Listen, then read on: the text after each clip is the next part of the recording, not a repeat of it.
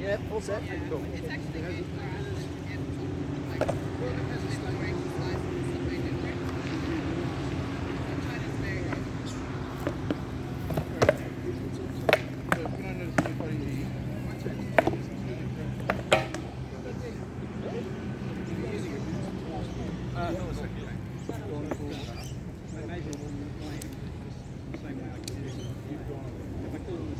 Straight up the shoulder, straight horizontal, exactly the same result as you burn out.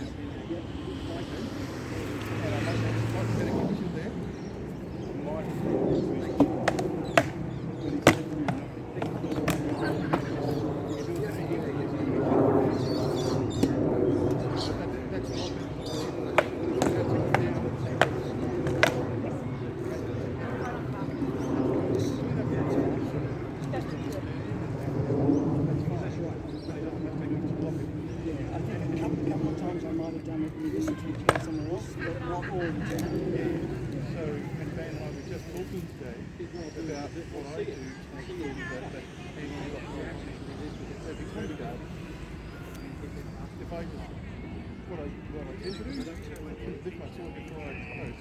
That's the reason why the sword's not here. I might throw this one, come back to here. Now notice I'm now throwing from this height. I've changed the height from which I'm throwing. I've gone from this height to this height. But you probably haven't noticed me going flick over the top of the head. So I can go straight snap, got it covered. I flick, recover, and then I'm going to hit it. And so that's one of those things that probably bang about it, as Bang was saying, for sure. A lot of times when you throw this snap, that you can't get it when you hide that, or you end up going all the way over here. And I said, this is where you need to present your finger a little bit, let it come into the front of your finger rather than being a hammer, because that allows you to bend your wrist. Just like this, you're going to be flat. So you've got to do this. So, It took a long time to start to especially at snap time. We always told you, rip, right? Okay. But the thing that makes it even better for the shorter guys is when you throw it, just let the shoulder come forward, and that lets you lift your arm. So just imagine throwing it, but not releasing it, but letting your shoulder come forward. so Let the head come out, let the shoulder follow, and now lift it. Yes, exactly. It's all comes up a scoop. But the point is, if I keep my arm back, I do this. Like even if I scoop, I end up like this. Even if I right like that, if I let my shoulder come horizontal or even notice how I still haven't released the sword. I'm now releasing the sword, I can now lift. If my shoulder doesn't come forward and lift, it does this, and I can't lift. So it's that whole, and the way I'm thinking when I'm lazy, is I actually let it come forward with it, and then just lean into the shot. And that's what we're doing. Right? But also, just putting exactly where I want to go. Don't let my hilt is very useless. The hilt there is very, very useful. Right? And even if I do this, but the next step in this, and this might be a level of complexity, come go again. Yeah. But Let me rise.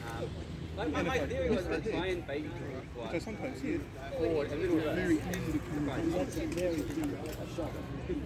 And that's where I'm coming from. Tip outside, inside into there. But I'm still, That's a nice shot. but I still do with it. And mostly the arm, one body, and I don't have the edge of the draw. You cover it every time, you duck behind every time. But because I'm expecting you to duck, I'm just going to skim right off the top. Because that's a very quick motion for you, and I've got to realise and close or get the sword in the way. And as I said to Jim, if I come in here, even if I do that, get ready to walk.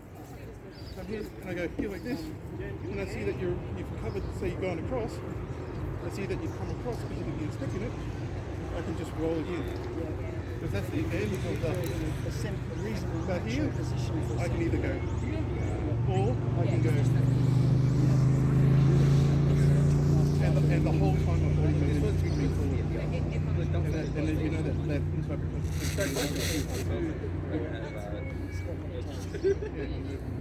and basically I hit the sword and when I hit with that one, I'm really hitting the sword. After chatting to bakers and they're like, don't try, I've got the classical damage. But all those things conversely, And I used to work so you make go it through separate the whole thing again.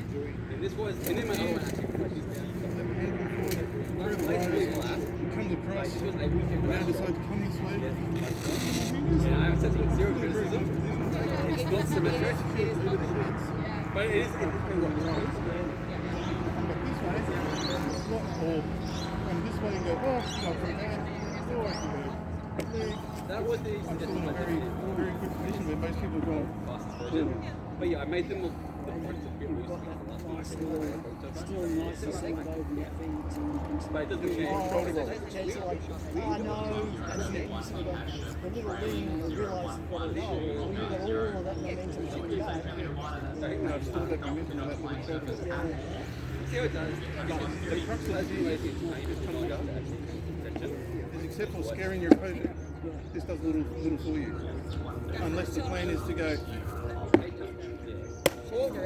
and then I would say the better shot is throw it into the rise, keep the hand low for the sweep. Because that's what I do against you.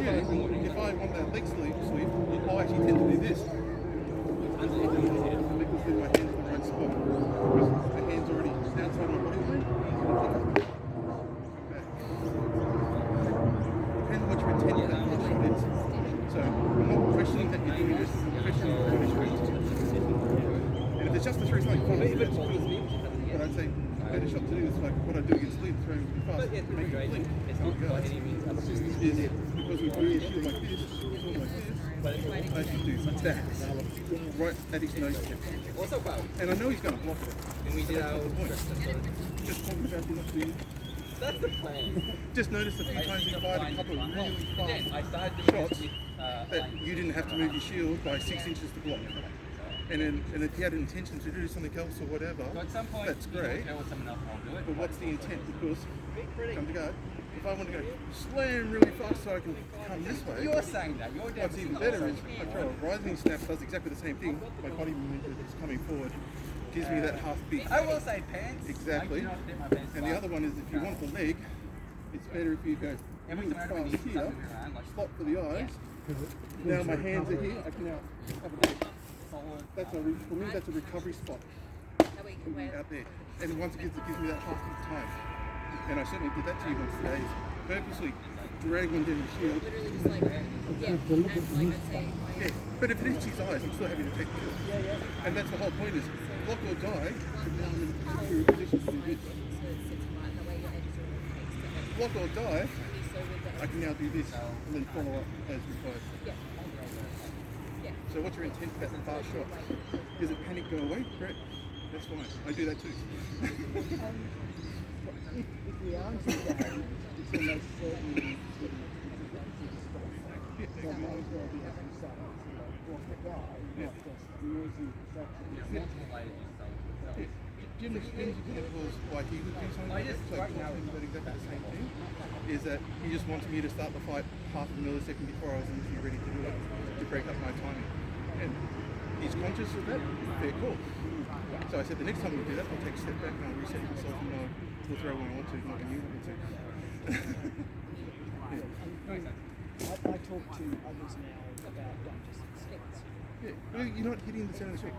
Your sword was perfectly horizontal. Could not have asked for a better, faster, flat snap. Just that he didn't have to move his shield by 6 inches. Because he's not holding it like this, he's holding it like this, and he's hitting here. Also, because you're a little bit shorter, it's harder to get to eye level. Because I know when I throw that one at you, I tend to, as I was saying to Leafrick earlier, what I'll tend to do is throw this high, come under it, and then throw it from here. Because my hands, I'm now throwing from here, so I get that back corner, right? Then throwing it from here, where you're always going to cover it. You're just going to raise that point. So So it's the difference between throwing the shot from here, here, or even here.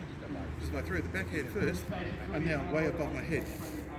And that's about the only snap that works on you. Unless I get lucky. And it's the one that you should throw against me too, which you do occasionally. And you always hit that top part of the head, which I can't do. Easily. Okay, well, every time I finish the basket on the back. You feel like you're cheating when you're hitting it. No, you're not. Because you're not hitting your head. You chop the corner of the helmet off as soon as you get it. I chose that helmet for a reason, and I chose, but yeah, so just the intent of what you're doing that for. And you might as well make them, if you might as well make them block the goal. That's my theory. And I mean, I think that's the great takeaway. Basically, my And then try to make sure that you promote your hand to a better position, which is all I do. And I think with this leg here, I think it's going to work. I don't like the opposite one. And I mistakenly hit it a bit late because I know if I was right at kind of broke up my timing and I missed the leg on the other leg because I'm right side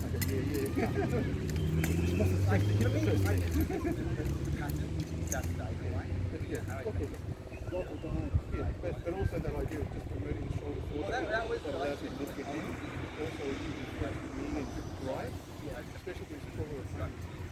And you played around with the verticality as well. That you drop a bit and then you come back up again. I go down. My whole time. Yes. Yeah. Keep it track of the body. Alright, I need to make a phone call. That's good. That's Yeah, yeah. But out of fighter practice, 1 point's normally enough. I show you 3 or 4 exits, and if you remember the point and 1 exit, that's great. Yes, I will ring this. I would have remembered the 10 o'clock aside. These are the times you normally go shopping.